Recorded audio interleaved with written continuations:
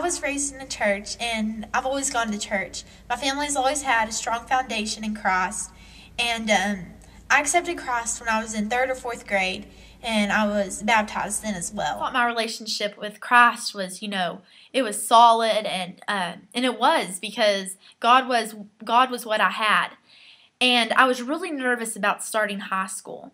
I wanted to be the popular one, the go-to girl. I wanted to be happy and perfect, I wanted to be the one everybody liked. The pressures really started getting to me. It started affecting my relationship with my family and the relationship with my friends. And, it started affecting my relationship with God. And after it started affecting my relationship with God, I started making bad choices. Soon after that, I was diagnosed with depression.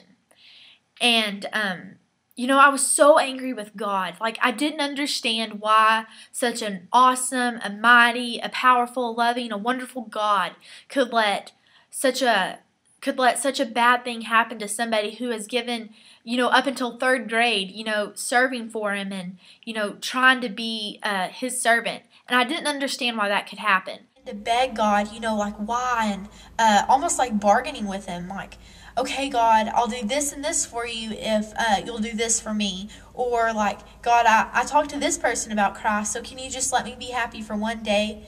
And I had to learn that, bargaining with God was never an option. I don't like to say I didn't trust God, but I definitely started trusting people over God. And after that, I just kind of feel like it went downhill from there. When you trust people over God, you're only led to more anger and more disappointment. I was sitting in a Wednesday night service, and a verse was shared with us, and it's from Jeremiah 29, and it says, I will not mention him or speak any more in his name, but his word is in my heart like a fire shut up in my bones. I am weary of holding it in. Indeed, I cannot. And in that moment, I realized, I cannot shut God out of my life anymore. In Jeremiah 29, the part that says, his word is in my heart like a fire, I realized that, all this time I thought that God had been slipping away from me, and God had turned on me, and, God was almost angry at me. It was definitely the other way around.